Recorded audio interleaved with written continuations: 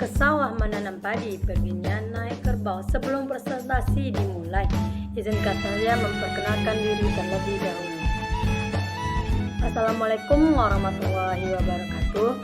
Perkenalkan, saya Hikmatul Hasanah dari kelas PKO 2A NIM 2005-11-4277. Di sini saya akan membahas tentang sastra Melayu.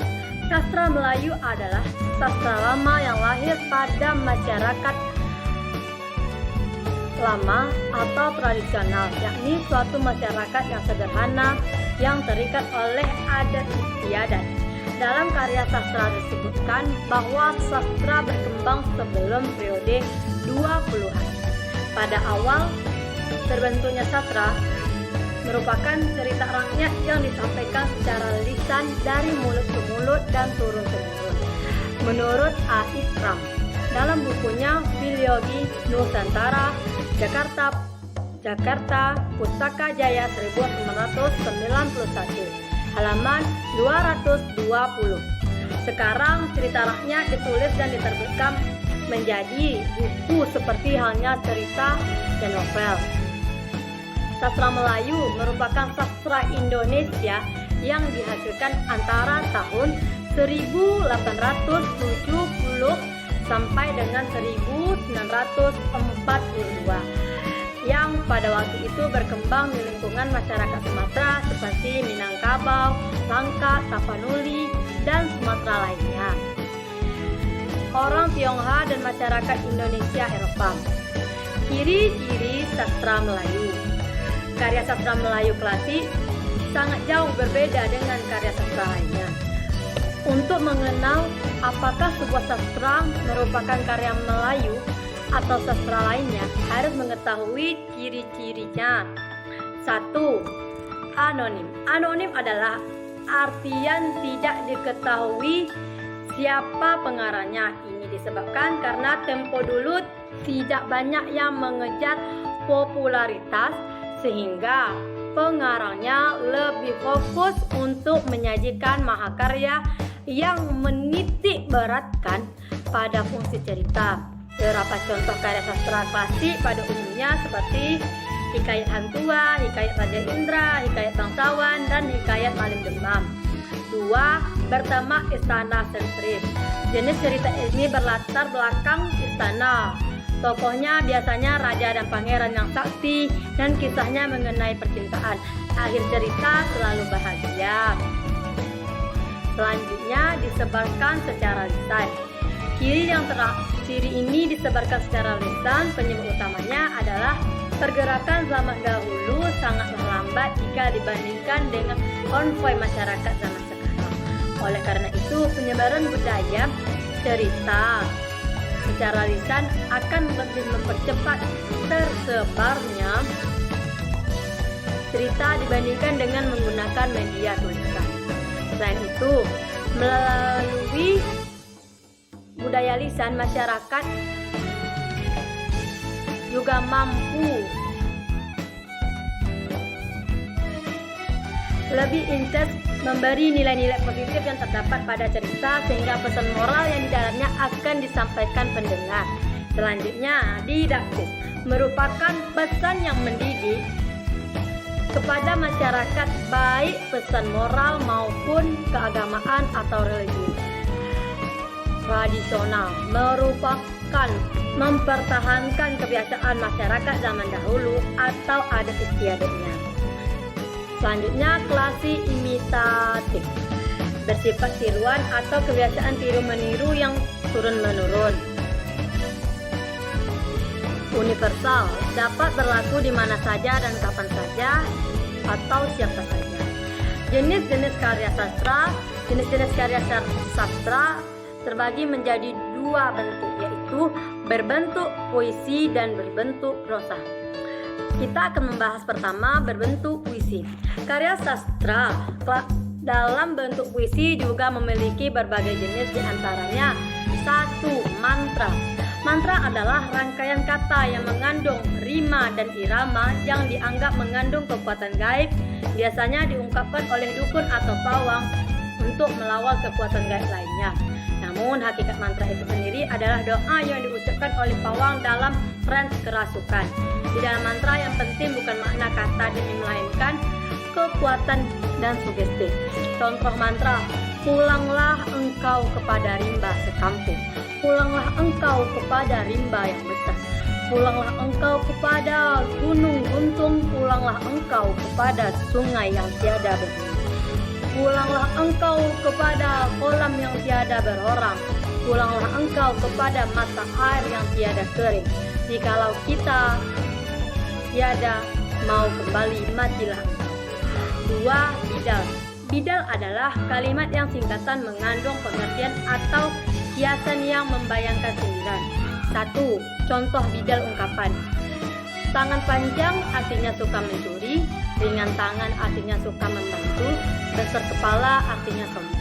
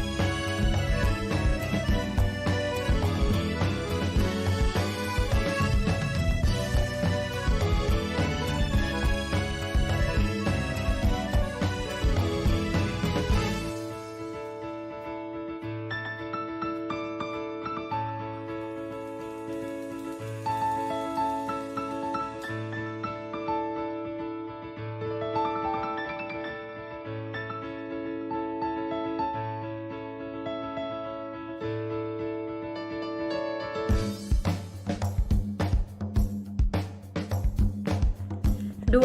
Contoh bidal pepatah. Anjing menyala tidak menggigit, artinya mulut besar tapi penakut.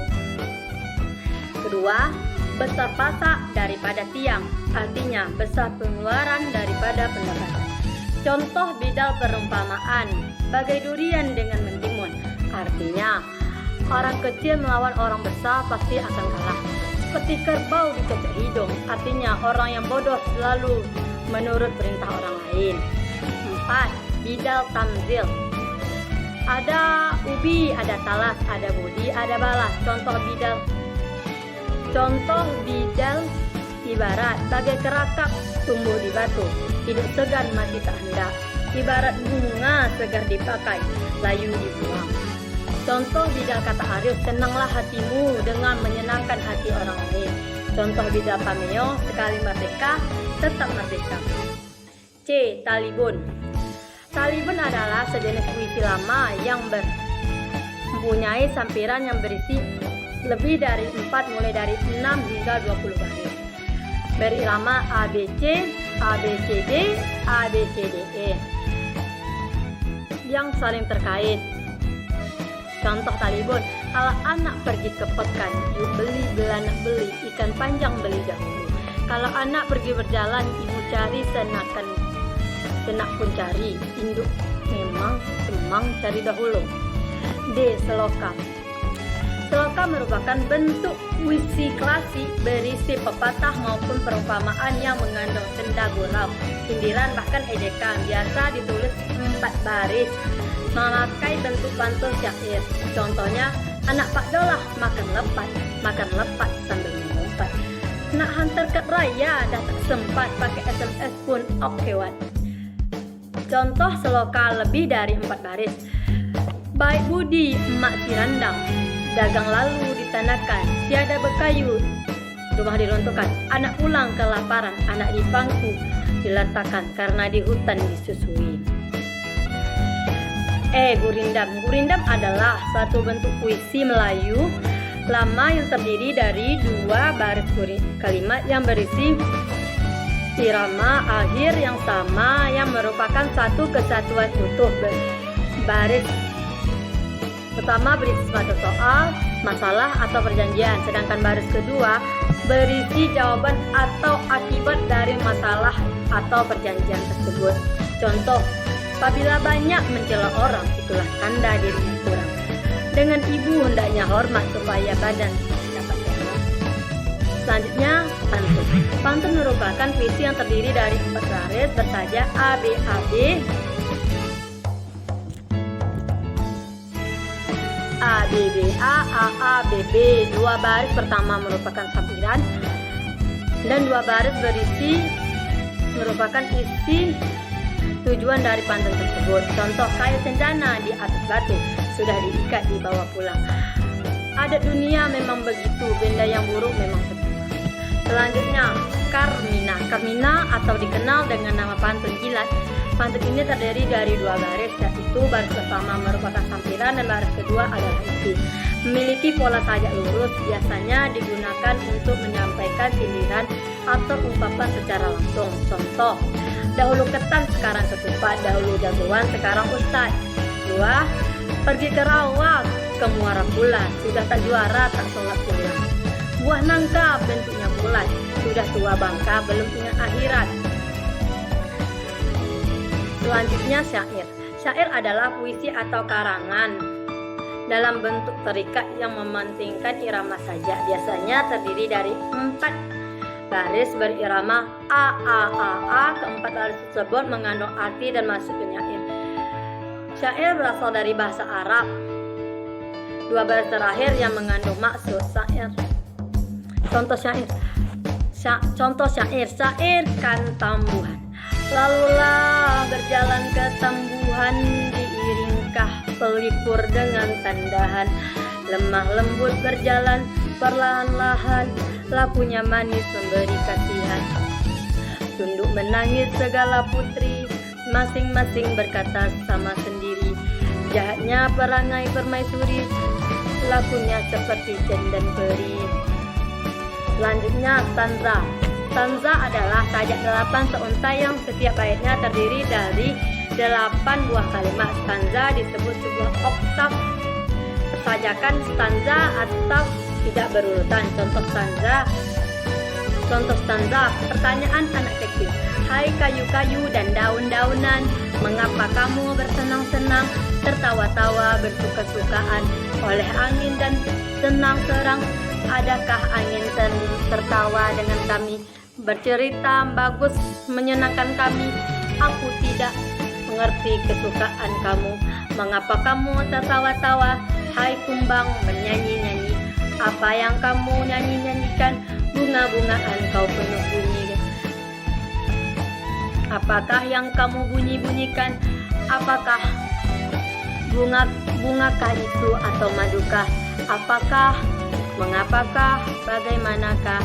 Mengapa kamu tertawa-tawa? Selanjutnya, soneta. Soneta berasal dari bahasa soneto dalam bahasa Italia yang berbentuk kata Latin sono berbunyi atau suara. Adapun syarat soneta, jumlah baris ada 14 baris. Keempat buah dalam baris tersebut 2 kuartin dan 2 buah terjina. Jadi pembagian bait tersebut 2 kali 4 dan 2 kali 3.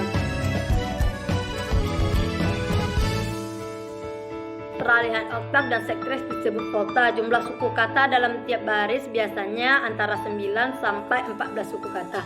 Rumus dan sajak ABBA, ABBA, CDC, DCD. Contoh, gembala.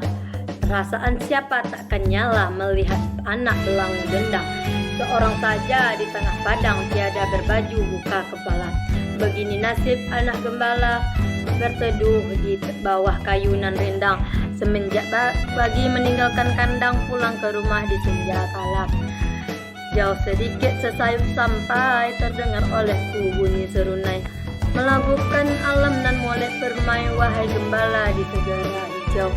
Mendengar punmu mendengar menurutkan kerbau, maulah aku menurutkan dikau. 2. Berbentuk prosa. Seperti halnya prosa dalam sastra, prosa dalam karya sastra juga mempunyai unsur-unsur. 1. Dongeng. Dongeng adalah cerita zaman purba yang terbentuk prosa, khayal atau keajaiban. Dongeng disampaikan dari mulut ke mulut. Mite. Mite berasal dari bahasa Yunani mitos, yaitu tentang kehidupan makhluk halus atau hantu seperti jin, kuntilanak, dan dewi-dewi. Misalnya si Kelambai dan Satan dan setan penanggalan. C. Fabel-fabel ialah dongeng yang menceritakan binatang yang hidup sebagai manusia berbuat dan berbicara seperti binatang. Pada umumnya, fabel mempunyai tandens didaktis. Fabel ini sangat dikenal di Indonesia. Di setiap daerah mempunyai pelaku binatang berlainan. Di Jawa dan Melayu dipusatkan pada kancil. Di Sunda dipusatkan pada kura-kura, dan di Toraja dipusatkan kepada kera hantu. Contoh hikayat sang hantu. D. Legenda. Legenda ialah dongeng yang berisikan tentang cerita terjadi nama-nama tempat gunung, sungai, danau, dan sebagainya. Misalnya, Danau Gunung Tangkuban Perahu, terjadinya Danau Toba, terjadinya Danau Meninjau.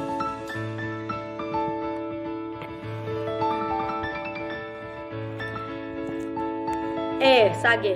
Sage ialah dongeng yang mengandung unsur sejarah, misalnya Hang Tuah dan Joko Tingkir.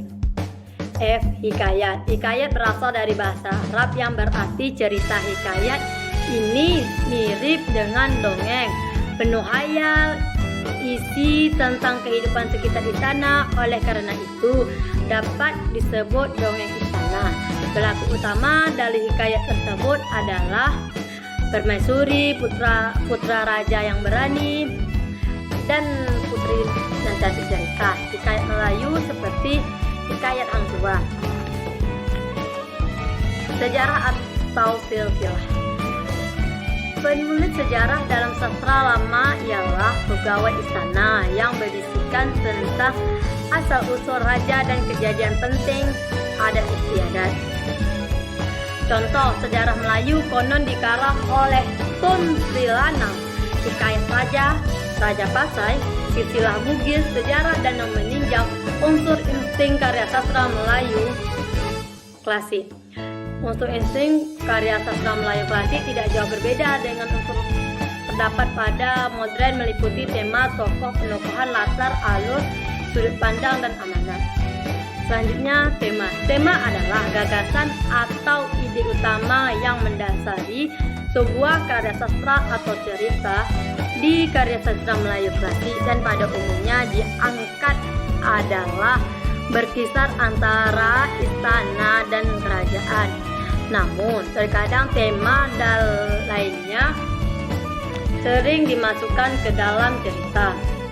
Tokoh atau penokohan sastra terdapat Melayu klasik berkisah binatang yang berbudi pekerti, tentang pangeran anak miskin yang menjadi raja, dan cerita lainnya yang dianggap mampu mewakili sifat dan ciri manusia pada zaman itu. Selanjutnya, latar. Latar adalah keterangan ruang, waktu, serta suasana terjadi peristiwa-peristiwa di dalam suatu sastra. Atau definisi lainnya adalah unsur insting yang karya sastranya. Waktu, suasana terjadi pada suatu peristiwa di dalam karya sastra. Selanjutnya, alur. Alur adalah suatu rangkaian kejadian-kejadian dalam sebuah cerita yang disusun secara kronologis, atau definisi alur yang merupakan rangkaian cerita sejak awal hingga akhir. Selanjutnya, sudut pandang. Sudut pandang adalah cara pengarang menempatkan dirinya terhadap cerita, atau dari sudut mana pengarang memandang ceritanya. Berikut merupakan contohnya. Sudut pandang orang pertama biasanya diganti dengan menggunakan kata aku dan saya. Sudut pandang orang ketiga biasanya diganti dengan kata seperti dia, ia, atau nama orang yang dicerita di titik berat cerita. Sudut pandang campuran, pengamat, serta pandang pertama. Selanjutnya, amanat. Amanat ialah pesan moral yang bersifat pelajaran atau pikiran hendak disampaikan pengarang lewat karya sastra. Amanat tersebut bercerita lewat unsur dialog atau tokoh-tokoh lain dalam karya sastra. Selanjutnya, contoh karya sastra Melayu. Kisah hikayat Hang Tuah. Hang Tuah lahir dari ibu yang bernama Dang Merduarti dan ayahnya bernama Hang Mahmud. Karena kesulitan hidupnya, mereka pindah ke Pulau Bintan, tempat raja bersemayam dengan harapan mendapat rezeki di situ. Mereka membuka warung dan hidup sederhana. Semua sahabat Hang Tuah berani. Mereka itu adalah Hang Jebat, Hang Keturi, Hang Lekel, dan Hang Leksiu. Pernah suatu ketika mereka berlima dihadang oleh gerombolan perampok yang banyak sekali. Hang Tuah menggunakan tartik membawa mereka ke darat di istana. Di sana mereka melakukan perlawanan. 10 perampok mereka tewaskan, sedangkan yang lainnya melarikan diri. Dari beberapa orang yang ditawan, mereka mengaku dari daerah Siantan dan Jojama yang atas perintah Raja Gajah Mada di Majapahit. Sebenarnya mereka diperintah untuk menyerang Palembang, tapi angin kencang membawa mereka tersesat di Melaka. Akhir keberanian Hang Tuah dan kawan-kawan sampai juga kepada Raja, sehingga Raja berkenan kepada mereka. Suatu ketika ada orang yang mengamuk di pasar. Orang-orang lari ketakutan. Hang Tuah lah yang membunuh orang tersebut.